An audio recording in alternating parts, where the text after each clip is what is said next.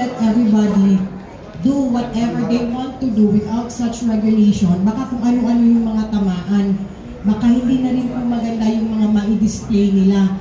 Kaya nga po meron tayong 11064 is that because we wanted to see also if our aspirants can, as simple as mag-follow lang kung ano yung sinasabi ng COMELEC, na gawin ninyo kapag nangangampakan niya kayo on social media, what do you call that?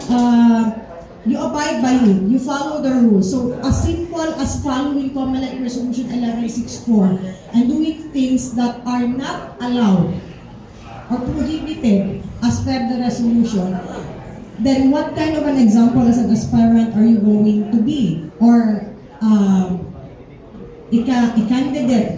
What kind of an example you will be for the others? And most especially, if you will be elected to the office, if you cannot follow a simple resolution, doon pa nga lang sa pangangampanya, what will you become?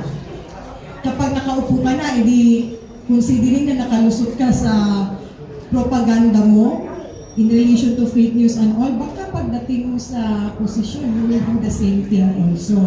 So anyway, we have 11064 for us to be able to regulate kung ano yung mga advertisements or platforms maybe, or paano nila ipapahayag sa mga botante ang mga platforms nila when they become the winner pag sila ay nanalo doon sa eleksyon.